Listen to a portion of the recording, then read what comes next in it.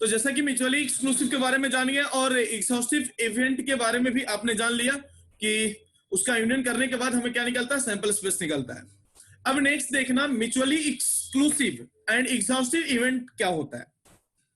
इन दोनों को कंबाइन करके यहाँ पे एक बात आपको बात समझ में आ रहा होगा कि जैसे दो इवेंट है ए और बी, बराबर है, दो इवेंट आपको ए और बी मिला है, तो सपोज दैट कि ए यूनियन बी करने के बाद यदि सैंपल स्पेस निकल रहा हो, यानी कहने का मतलब कि अभी आपने देखा म्यूचुअली एक्सक्लूसिव देखा, एग्जॉस्टिव देखा, और इंटरसेक्शन लेने के बाद सपोज ये 5 बन रहा हो, बराबर है। ये बात यदि ऐसा हो, और हो सकता है कहीं आपको इस तरह से भी दिया रहे जितने सारे इवेंट है, क्योंकि बात बहुत सिंपल है, बात बहुत सिंपल है। इसके कंडीशन आप ध्यान रखिए, नहीं तो एग्जांपल से आप ये बात को समझिए कि सभी इवेंट का यूनियन लेने के बाद सैंपल स्पेस बन रहा हो, या तो सभी इवेंट से यदि हम वहां से इंटरसेक्शन लेते हैं तो वहां से 5 निकल रहा हो। दोनों में से कौन सा भी एक बात यदि आपको आया तब आप समझ जाना a mutually exclusive and exhaustive event है। जैसा एक सैंपल स्पेस दिया हुआ है, रोल करने के बाद कौन सा डाइस को रोल करते हैं, 1 to 6 आ गया, तो ई बोले तो कितना ऑड नंबर यदि दिख रहा है 1 to 3, सॉरी 1 3 और 5 ऑड नंबर, और इवन नंबर भी आपको दिख गया, तो म्यूचुअली एक्सक्लूसिव और म्यूचुअली एग्जॉस्टिव इवेंट है। क्यों? क्योंकि ये दोनों को यहां से वेरीफाई कर रहा है। यूनियन करने के बाद क्या निकल रहा है, सैंपल स्पेस निकल रहा है, और इंटरसेक्शन इसके क्या निकल रहे हैं, 5 निकल रहे हैं। तो इस तरह के जो भी इवेंट होंगे उसको हम क्या बोलेंगे, mutually exclusive and exhaustive event बोलेंगे। अब यहाँ पे नीचे में देखना थोड़ा सा, अब यहाँ पे एक बात आपको ध्यान रखना जरूरी है कि जब n पॉसिबल आउटकम्स होंगे तब क्या करना होगा, क्योंकि यहाँ पे तो आउटकम्स हमें सीमित था। टिल नाउ बातें जो भी हमने सीखा उसमें हमारा आउटकम्स क्या था, सीमित था। कभी कभी आपने देखा कि 2 आउटकम्स आ रहे हैं, हेड और टेल, कभी आपने देखा कि 1 to 6 आ रहे हैं, कभी यदि हम कार्ड खेलते हैं तो उसमें 52 आउटकम्स है, बराबर है। लेकिन यहाँ पे इन पॉसिबल आउटकम्स में ये सारी बातें किस तरह से वेरी होगा, ये बात आपको 100% अपना दे करके, ध्यान दे करके देखना है यहां से, क्योंकि समझना इन पॉसिबल आउटकम्स में कुछ डिफरेंट कंडीशन भी होंगे। जैसा कहीं आपको इक्वली लाइकली मिला, यदि सपोज दैट कि 2 इवेंट आपके सामने हो रहा है ए और बी, तो इक्वली लाइकली का मतलब कि दोनों का प्रोबेबिलिटी सेम, जैसा कि मैंने आपको पहले भी बताया। नेक्स्ट अभी सेकेंड नंबर में जैसा आप देख पा रहे हो कि म्यूचुअली एक्सक्लूसिव इवेंट, जिसको हम यहां से डिसजॉइंट भी बोलते हैं। क्या बोलते हैं, ये बात ध्यान रखना, डिसजॉइंट भी बोलते हैं। और ए म्यूचुअली एक्सक्लूसिव को ए इंटरसेक्शन बी बोलते हैं, ध्यान रखना, ए इंटरसेक्शन बी, और इसके प्रोबेबिलिटी क्या होते हैं, 0 होते हैं। इसके प्रोबेबिलिटी क्या होते हैं, 0 होते हैं। और एग्जॉस्टिव इवेंट, जिसको एग्जॉस्टिव इवेंट का मतलब क्या, ए यूनियन बी करने के बाद प्रोबेबिलिटी उसके कितना 1 आ जाए, तब हम इसको क्या बोलते हैं, एग्जॉस्टिव इवेंट बोलते हैं। लेकिन इस सभी को ध्यान में रखने के लिए कुछ डेफिनेशन आपको नीचे जरूरत पड़ने वाला है, जो कि मैं यहां से आपको दे रहा हूं, कुछ क्लासिकल डेफिनेशन ऑफ प्रोबेबिलिटी। अब मैं आ रहा हूं प्रोबेबिलिटी के मेन थीम पे आ रहा हूं, कुछ क्लासिकल डेफिनेशन पे आ रहा हूं। सपोज दैट मैंने मान लिया कि कोई n पॉसिबल आउटकम्स आ रहा होगा, मतलब कोई भी इवेंट का n पॉसिबल आउटकम्स है। मैं मान लेता हूं, लेट अस एज्यूम कि कोई आ रहा है ऐसा, जैसा अभी आपने देखा था कि यदि हमने एक हेड और टेल, यानी कहने का मतलब कि टॉस किया था, पॉसिबल आउटकम्स कितने थे, 2 थे। हेड आने का प्रोबेबिलिटी बोले तो कितना, उसमें 1 था, और एक टेल आ सकता है, यही तो है ना, जब 2 रहेगा तो 1 बन जाएगा। सैंपल स्पेस कितने हैं, टोटल 2 हो जाएगा, तो 1/2 यानी 50% लिख सकते हो। तो इसी को हम बोलते हैं डेफिनेशन ऑफ प्रोबेबिलिटी। ये जो डब्बे में मैंने आपको यहां से लिख के दिया हूं, इसको हम प्रोबेबिलिटी के डेफिनेशन बोलते हैं मैथमेटिकली।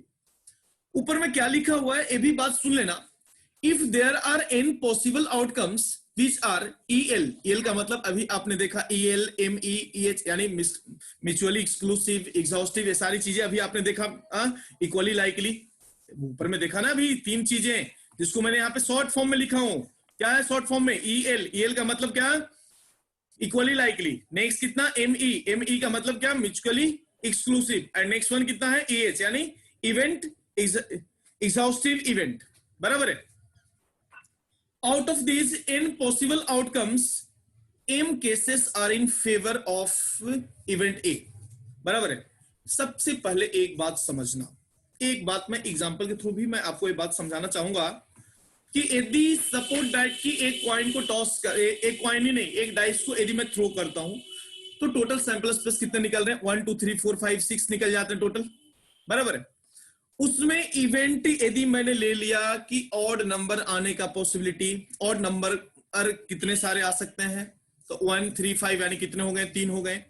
तो यदि प्रोबेबिलिटी निकालना होगा तो n of e upon n of s हो जाता है। n ऑफ e को यहाँ पे a लिखा हुआ है, कोई बात नहीं, जिसको m से डिनोट किया है, और n को नंबर ऑफ सैंपल स्पेस से डिनोट किया गया। तो अब यहाँ पे देखना ऊपर में क्या लिखा, नंबर ऑफ फेवरेबल केसेस, यानी कहने का मतलब अभी जो एग्जांपल दिया मैंने, उस एग्जांपल में ऑड नंबर आने की पॉसिबिलिटी था जहां 3 था, और टोटल केस कितने बन रहे थे? 6 बन रहे थे, यानी 3/6 यानी कितना? 1/2 बन जाएगा।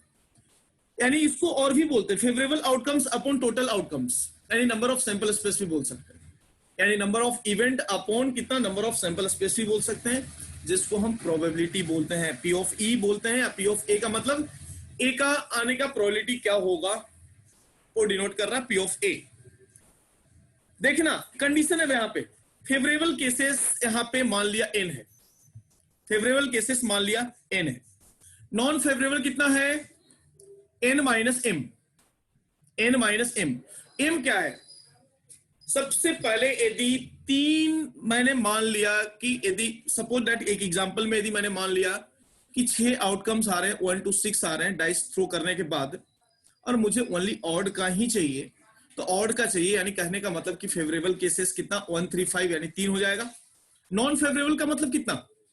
यानी n तो चलिए ठीक है 6 हो जाएगा, और n माइनस m कर रहा है, यानी कहने का मतलब n बोले तो टोटल नंबर ऑफ एलिमेंट जो होगा उसमें 6 माइनस 3 यानी ये भी 3 हो जाएगा।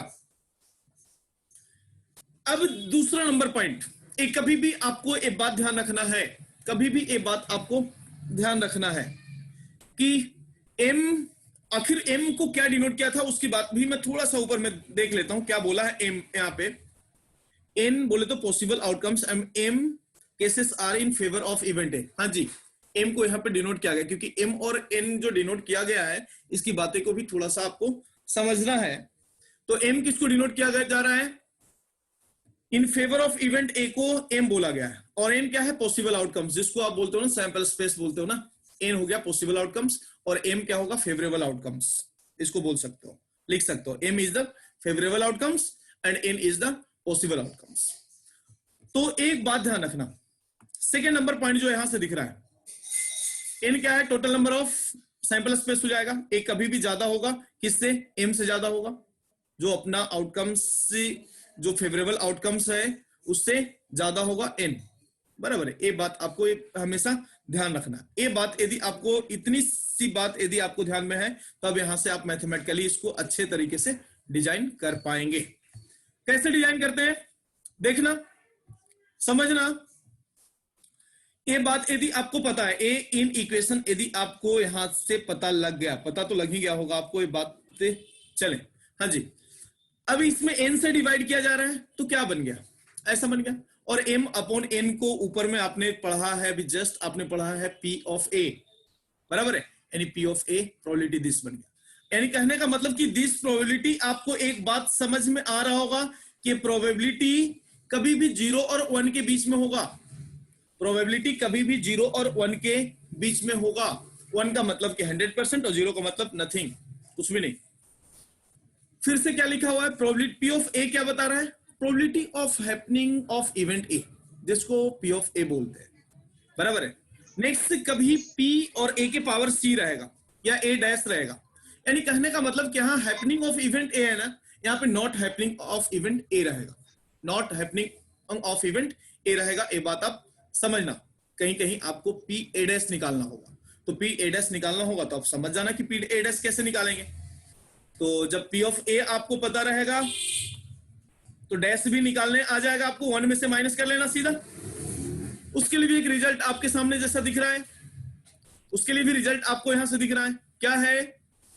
ऊपर में n माइनस m आया हुआ था, और नहीं तो भी आपको, यदि आपको इतना ध्यान नहीं है तो आप 1 में से सीधा माइनस कर लेना, बराबर। सपोज दैट की सक्सेस होने का प्रोबेबिलिटी यदि 20% है तो फेल होने का प्रोबेबिलिटी कितना आएगा? 100 माइनस 20 कर लेते हो ना आप सिंपल वे में, वो ऐसा ही है भी, तो वही है बेटा। यदि आपको एक पता है ना यहाँ पे 1 को हम 100 बोलते हैं, तो आपको थोड़ा सा समझना बात को। कभी भी प्रोबेबिलिटी 0 से 1 के बीच में होगा, तो इसीलिए ये बात यहाँ पे छोटी बात, छोटी छोटी मगर मोटी बातें, ये आपको ध्यान रखना है। वंस अगेन ये दूसरा फॉर्मूला आपके सामने दिख रहा है, ए वाला स्टार जिसको मैं कर रहा हूं, ये आपको हमेशा की तरह ध्यान में रखना ही होगा। एडेस का मतलब क्या हुआ, या ए बार का मतलब क्या हुआ, नॉट हैपनिंग इवेंट, बराबर है, that equals to 1 minus P of A, 1 minus P of A. अब चले नेक्स्ट पे बातें करने जा रहा हूं, नेक्स्ट पे बातें करने जा रहा हूं। अब आपको सपोर्ट दैट, चले मैं नेक्स्ट स्लाइड पे आ रहा हूं। हाँ जी, केस 1, एक बात आपको समझना है, केस 1 केस 2 बहुत सारे बातें। अब आपको मेन प्रोबेबिलिटी में इन कर रहा हूं, मैं आपको इन करा रहा हूं मेन प्रोबेबिलिटी की बातें पे। थोड़ा सा एक बात आप समझना, समझने की कोशिश करना। एक केस में आपको ऐसा दिख रहा है, केस 1 में सपोज जैसा कि एक कॉइन को यदि मैंने टॉस किया, एक कॉइन को यदि टॉस किया तो हेड और टेल आया, स्विच है तो ऑन और ऑफ में जाएगा। इक्वली लाइकली का मतलब, इक्वली लाइकली का मतलब 50-50 है, इसका भी प्रोबेबिलिटी 50-50 है, इसका भी प्रोबेबिलिटी 50-50 है। और इक्वली लाइकली का मतलब, ये बात आप समझ गए होंगे, इक्वली लाइकली का मतलब कि 50-50 प्रोबेबिलिटी इन दोनों का है, दिख रहा है जैसा कि।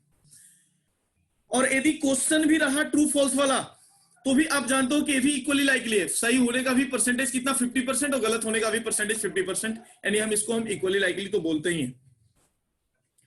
सपोज दैट यदि 1 कॉइन को n टाइम्स टॉस किया गया, समझना ये बात को थोड़ा समझना, 1 कॉइन n टाइम टॉस किया गया और n कॉइन को 1 टाइम टॉस किया गया, दोनों का मतलब क्या होगा, 2n ही आउटकम्स आएंगे। कितना आएंगे, 2n आउटकम्स ही आएंगे। बस ये बात पे थोड़ा सा नजर डालना और थोड़ा सा गंभीरता से बातों को, ए पॉइंट को आपको लेना है। क्या मैंने क्या बोला कि यदि एक क्वाइन को n टाइम टॉस करो और n क्वाइन को 1 टाइम टॉस करो, दोनों का पॉसिबल आउटकम्स क्या आएंगे, सेम ही आएंगे, दैट इज द 2n। ये बात आपको हमेशा ध्यान में रखना है। अब आपको याद आ रहा होगा बाइनोमियल की कुछ टूटी फूटी बातें, आपको बाइनोमियल का एक्सपेंशन की बातें आपको याद आ रहा होगा। 1 + x⁻n का एक्सपेंशन, जैसा कि आप सभी जानते हो, 1 + x⁻n का एक्सपेंशन nc0 nc1 nc2 इस तरह से आप लिखते हो, बराबर है। यही एक्सपेंशन में यदि x का वैल्यू 1 रखते हैं तो एक रिजल्ट भी हमने बाइनोमियल में पढ़ा था, ये रिजल्ट हमने ऑलरेडी ये जानते हैं, हम अच्छे तरीके से डिराइव भी किए हैं और ऊपर में भी मैं आपको डिराइव करके यहां पे भी लिख के रखा हूं। तो चलें, ये भी आपको रिजल्ट पता है। अब इस रिजल्ट से हमें बहुत सारी बातें हमें काम करना होगा, बाइनोमियल एक्सपेंशन से बहुत सारे रिजल्ट हमें डायरेक्टली सोल्व करके मिलेगा, जब ये बात आप सही तरीके से समझ पाओगे तो। इसमें ये बात, ये भी रिजल्ट ही है बेटा, ये भी रिजल्ट है। इवन ये रिजल्ट भी मैंने आपके नोटबुक में बाइनोमियल में ये सारी बातें मैंने आपको प्रूफ करके सही तरीके से दिया हूं, इससे आप बहुत अच्छे तरीके से जानते हो कि क्या होता है।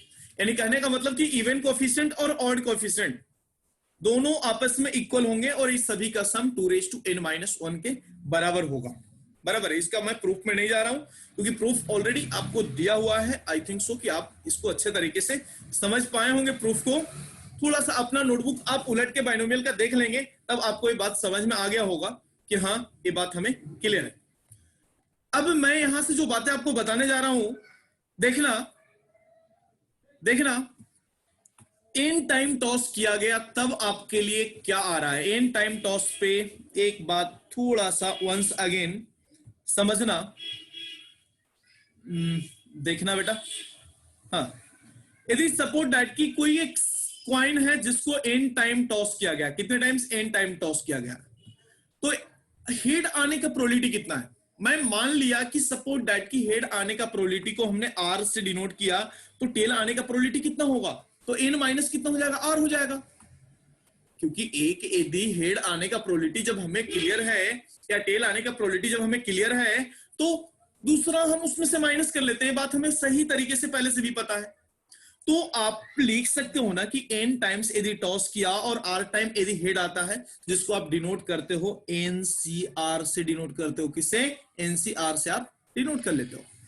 वैसा ही टेल आने के प्रोबेबिलिटी को भी आप किससे डिनोट कर लोगे, n C n minus r, इस तरह से आप डिनोट इसको कर सकते हो।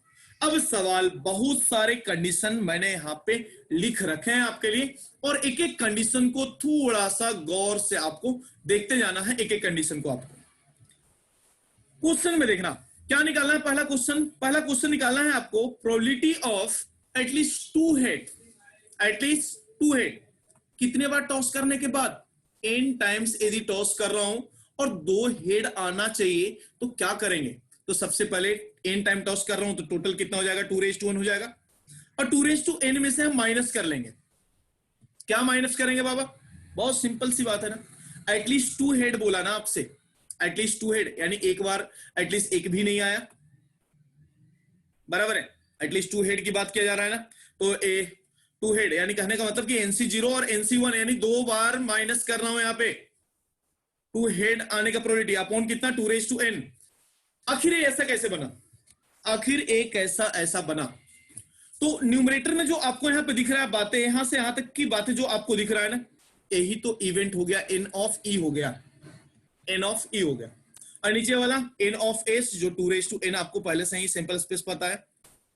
अब इन दोनों को डिवाइड कर दिया तो प्रोबेबिलिटी निकल जाएगा।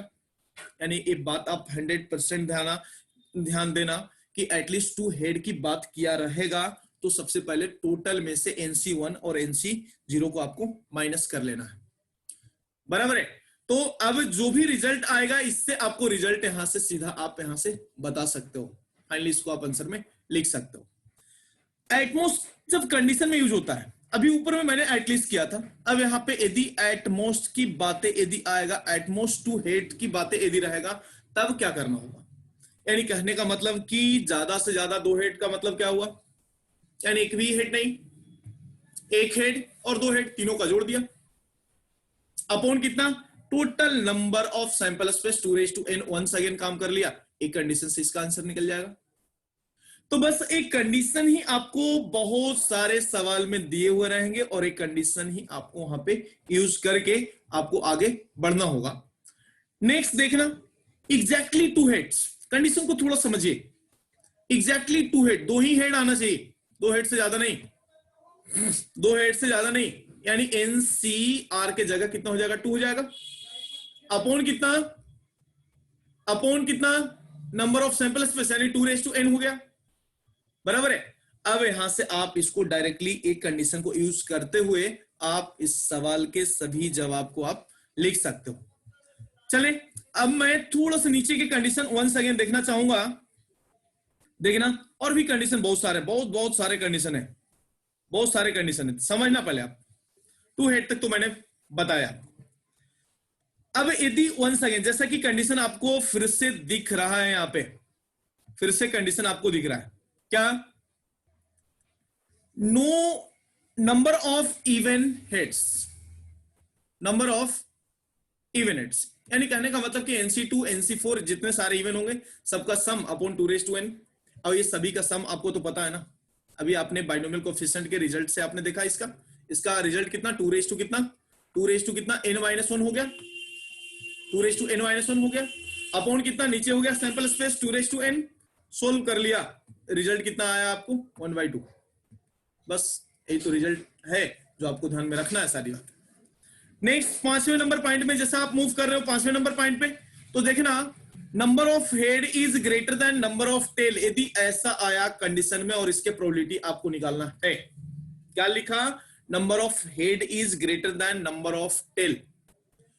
तो एक बात आप इसमें, एक छोटी सी बात लेकिन छोटी मगर मोटी बात, ये आपको थोड़ा सा ध्यान में रखना है, क्योंकि यदि आप सोचने के तरीके बता रहा हूं, आप हो सकता है कि अलग तरीके से भी सोच सकते हो, लेकिन यदि इस तरीके से भी सोच सकते हो ना तो भी आपके लिए कोई दिक्कत नहीं होगा, कोई दिक्कत नहीं होगा यदि आप इस तरीके से भी सोचते हो तो, कि कोई भी प्रोबेबिलिटी 1 कब होता है, हेड ग्रेटर देन टेल आया या टेल ग्रेटर देन हेड आया या head is equal to tail आया, सभी को जोड़ दिया जाए तो इसके मैक्सिमम प्रोबेबिलिटी कितने आते हैं, 1 आते हैं, 1 आते हैं।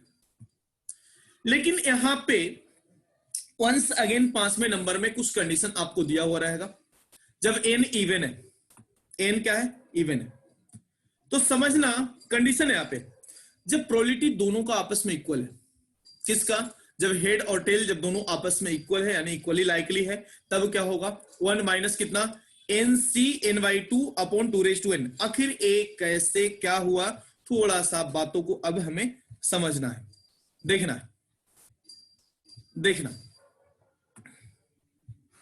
ये बात अब थोड़ा सा आपको ध्यान में ध्यान देना है यहां पे। हाँ, इन इवन रहा तो क्या होगा, ऑड रहा तो क्या होगा। हाँ, तो समझना बेटा, एन क्या है, इवन है तो क्या होगा, इवन पे ना,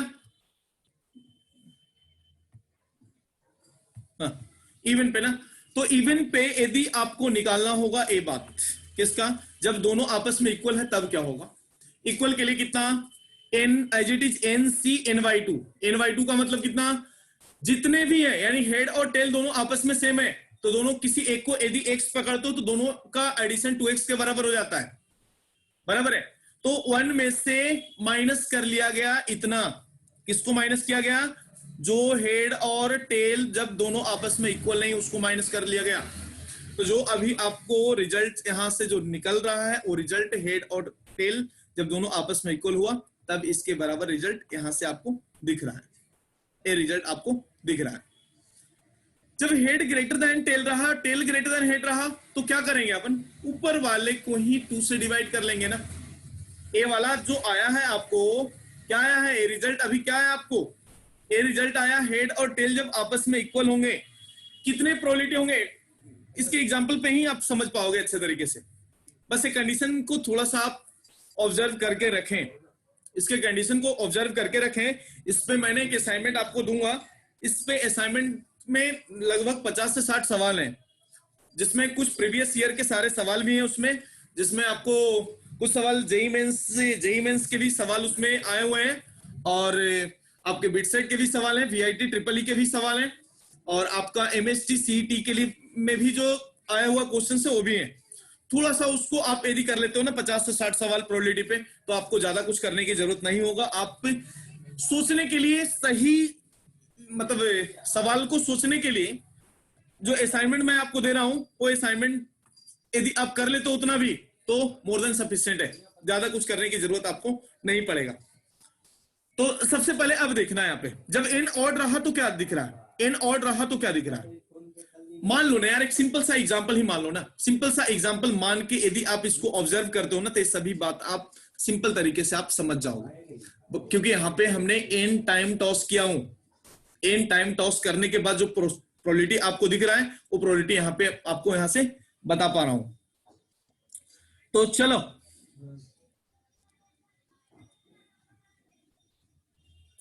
कौन सा असाइनमेंट बेटा, हाँ थोड़ा सा आपके मैसेज भी पढ़ लेता हूं। हाँ जी, एटलीस्ट 3 हेड बोला तो सेम करना, बिल्कुल भी बेटा। अजिंक्य सर ऐसे ही कैलकुलस के असाइनमेंट होंगे तो सेंड कीजिएगा ना प्लीज। हाँ बेटा है, लेकिन मैं असाइनमेंट सेंड कर रहा था पहले भी, लेकिन आप लोग का रिस्पॉन्स नहीं आया तो फिर मैंने सभी असाइनमेंट को क्लोज कर दिया। और इवन अभी आपके असाइनमेंट सारे रेडी हैं हमारे पास, लेकिन आपसे काम करके यदि आप नहीं दे रहे हो, टेस्ट में आप परफॉर्म नहीं कर रहे हो बेहतर, इसीलिए फिर मैंने आपको एक्स्ट्रा असाइनमेंट देना बंद किया। क्योंकि यदि आपका, मैंने पहले ही बोला हूं कि यदि आपका भूख 2 रोटी का है तो मैं आपको 10 नहीं रखूंगा आपके सामने। थोड़ा सा अपना भूख बढ़ाइए, और ये लास्ट समय है, थोड़ा सा अपने आप को सुरक्षित महसूस कराइए बेटा। वो कर सकते हैं कैसे आप, पढ़ाई करके ही। चलो हाँ हाँ बिल्कुल देंगे, बस आप टेस्ट मत दिया करो बस, बाकी हम सब देंगे, हमसे सभी ले लो आप लोग, और आप लोग टेस्ट ना देना। चलो मिल जाएगा बेटा, आपके ग्रुप तक मिल जाएगा। और असाइनमेंट लेने के लिए आप फर्स्ट वीक ऑफ फरवरी में आप सभी लोग हमसे आके मिले और आपको असाइनमेंट वहीं दिया जाएगा, बराबर है। क्लास पे ही डिस्ट्रीब्यूट करूंगा, तब मैं हर किसी से बात करूंगा कि क्या चल रहा है नहीं चल रहा है, कितना पढ़ाई किया, उसके बाद आपको सभी असाइनमेंट मिलेगा, वहीं मिलेगा, बराबर है। तब आपको लास्ट 20 डेज का भी प्लान हमारे पास अवेलेबल है, डोंट वरी फॉर दिस। तो चलें, अब इसमें एक बात और भी समझना है, एक बात और समझना है, देखना नेक्स्ट स्लाइड पे जैसे कि आ रहा हूं, एक क्वेश्चन आपको दिया हुआ है, एक सवाल आपको दिया हुआ है, एक मिनट क्लियर करना भूल गया। हाँ समझना बेटा, एक सवाल आपको दिया हुआ है। हाँ इस सवाल को थोड़ा सा समझने की कोशिश करना। जैसा कि आपके स्क्रीन पे दिख रहा है, a coin toss 100 times, probability of 20 heads where 50th toss is 15th head. मैं एक बार फिर समझता हूं, सवाल को समझने में थोड़ा सा परेशानी जरूर हुआ, लेकिन एक बार फिर से सवाल को समझने की कोशिश करेंगे। सपोज दैट कि एक क्वाइन को टॉस किया गया है 100 टाइम्स। इतना तो हमें समझ में आया कि क्वाइन टॉस किया गया, 100 बार एक क्वाइन को टॉस किया गया, और आपको प्रोबेबिलिटी किसका निकालना है कि 20 हेड आने का प्रोबेबिलिटी आपको निकालना है, गेटिंग 20 हेड का प्रोबेबिलिटी आपको निकालना है, जिसमें जहां पे 50th toss is 15th head. यानी कहने का मतलब कि 50वें बार जब टॉस किया गया तो 15 हेड उसके आ गए। तो नो डाउट ना कि 50वें बार से पहले यानी 49 टाइम्स में कितने आए थे, टोटल 14 हेड तो आए होंगे, तब जाके ना कि 50वें बार जब टॉस किया गया तो 15th हेड आ गया, बराबर है।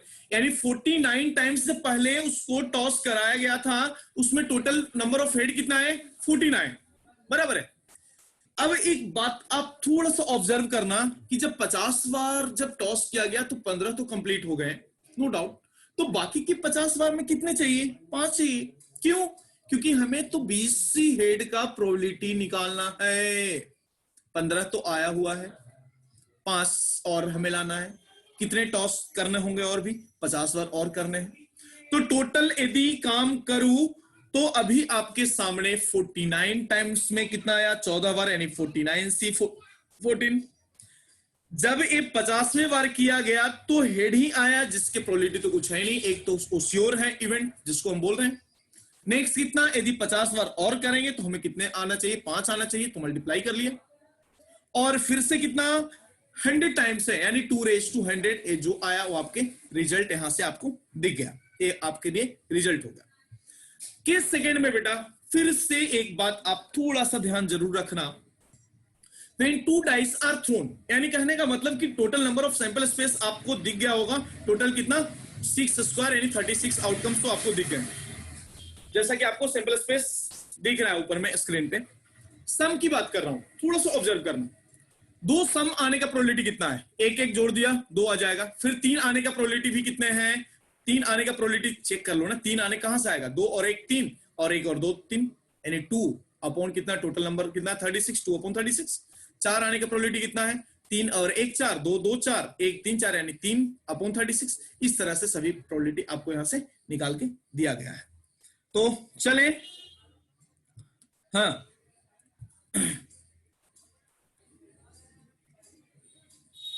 हाँ आपके क्वेश्चन भी कुछ आए हुए हैं। हाँ जी स्वेस, 50C5 क्यों नहीं किया फिर directly sir.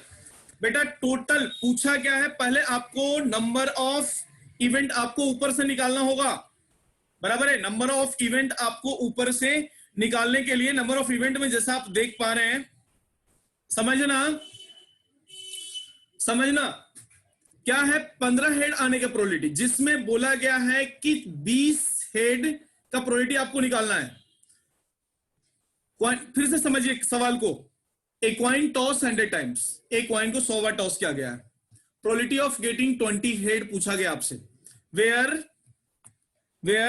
50th toss is 15 head, यानी जब 50वें बार टॉस किए ना तो उसको 15 हेड मिला हुआ है, एक हिंट दिया गया आपको 20 हेड आने का प्रोबेबिलिटी पूछा गया है। तो नो डाउट ना कि 50वें बार टॉस में यदि एक हेड आ चुका है, 15वां हेड आया है, तो नो डाउट कि 49 टाइम्स में इसको 14 बार आया होगा, बात सही है। फिर बाकी कितने बार और मुझे मतलब टॉस करना है n टाइम्स वाला, तो 50 बार में हमें कितने लाना है, 5 ही तो लाना है। तो ये सभी को एक एक करके इंडिपेंडेंट करके हमने मल्टीप्लाई कर लिया, ए आपको आ गया ऊपर वाला इवेंट n ऑफ e आ गया, और नीचे हो गया n ऑफ s हो गया, बराबर है। तो चलें,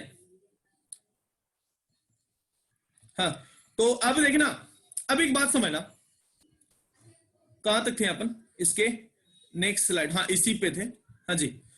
अब एक बात समझना बेटा, देखना, probability of getting a total क्या है, एक्स इसको माने आप, यानी जो हमें जो दिया हुआ है उसको एक्स माने आप, और इसको क्या बोला, sum of numbers of upper faces is, and उसको एक्स कंसीडर किया गया।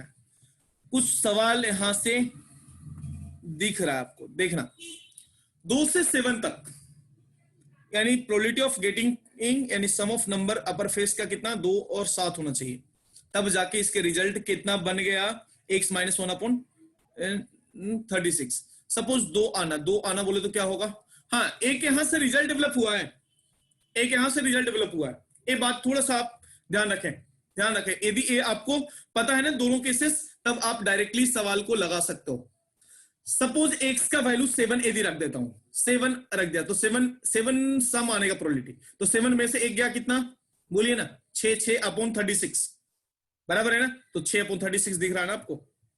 सपोज यदि इसमें से 5 रख दिया, यानी किसी 2 डाइसेस के सम यदि 5 आ रहा हो, तो इसके आंसर तो आपको दिख रहा है ना 4/36, तो 5 यहां पर रख दो ना, 5 में से गया 4/36। ये बात आपको 100% ध्यान में रखना है, बिल्कुल भी, क्योंकि ये आपको एज ए नोट आपको इसको ध्यान रखना है बेटा, ये कभी भी भूलना मत, कभी भी ना भूलना, ये आपको 100% ध्यान में रखना है, क्योंकि एक कंडीशन यदि आपको याद है ना, तो आपको ज्यादा बनाने की जरूरत नहीं है, सैंपल स्पेस आपको हमेशा लिख के ऑब्जर्व करने की जरूरत नहीं पड़ेगा, कभी नहीं पड़ेगा। ये बात यदि आपको ध्यान में है तो ही, और यदि ध्यान में नहीं है तो फिर मुश्किल हो जाएगा, सभी बातें आपको लिखना आपके लिए आपके हक से बाहर चला जाएगा। सपोज 8 से 12 के लिए 13 माइनस x/36, यानी सपोज दैट कि यहां से मैंने 10 रख दिया, यदि सम 10 आया तो 10 के लिए 3/36 दिख रहा है, तो 10 यदि माइनस कर लिया तो कितना आ रहा है, 3/36 बन रहा है। तो ये बात आप हमेशा ध्यान में रखना, 100% आप ये ध्यान में रखना, चाहे कुछ भी हो जाए।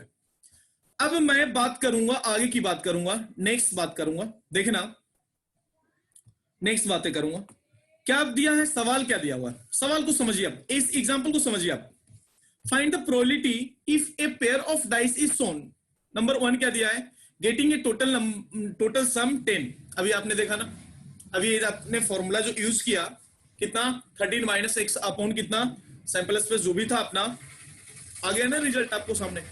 गेटिंग ए टोटल 6, वो भी अभी ऊपर वाला रिजल्ट यूज कर लिया, वो भी आ गया रिजल्ट सामने। Getting a total which is prime number, यानी कहने का मतलब क्या होगा प्राइम के लिए, देखना प्राइम नंबर कौन कौन से हैं, जोड़ के आप बताओ प्राइम नंबर टोटल, सम जोड़ने के बाद प्राइम नंबर आना चाहिए, उसके रिजल्ट आपको दिख गया। प्राइम नंबर का मतलब क्या, जो खुद से और वो नंबर से 1 से और खुद से डिवाइड हो, उसको प्राइम नंबर बोलते हैं। सम यानी कितना 1 आना चाहिए, देन कितना 3 आना चाहिए, और क्या आना चाहिए 2 भी आएगा। तो इस तरह के काउंट कर लेना, काउंट करने के बाद जो भी आएगा 36 से डिवाइड कर लेना, बन गया आपके सामने। लार्जर देन 4, फिर तो बेटा इसके लिए दोनों तो कोई ट्रिक नहीं है, ये आपको निकालना ही पड़ेगा। 4 से बड़ा के लिए जोड़ देना, सभी को जोड़ के आप लिख सकते हो ना, बराबर। लार्जर देन 4 का मतलब कितना, 2 का सम 4 से बड़ा होना, यानी कहने का मतलब एक काम करना ना, 1 में से दूसरे तरफ से माइनस भी कर सकते हो, क्या लार्जर देन 4 ना, तो 4 से बड़ा की बात किया गया है, तो 4 तक के सभी सम को माइनस कर लेना 1 में से, तो भी जो रिजल्ट आएगा वही सेम रिजल्ट आ जाएगा। एक बार आप करके देखना, ये सवाल बहुत ही बेहतरीन होगा आपके लिए। नेक्स्ट अब एक कार्ड बेस कुछ सवाल हैं केस नंबर 3 में, जैसा कि समय भी हो चुका होते चल रहा है, ओनली 2 और 3 मिनट्स आर रिमेनिंग, तो मैं एक केस से एक कार्ड बेस्ड को अभी मैं इस स्लाइड में नहीं, नेक्स्ट आपको कल के लेक्चर में मैं आपको आगे की चीजें मैं आपको एक्सप्लेन कर दूंगा।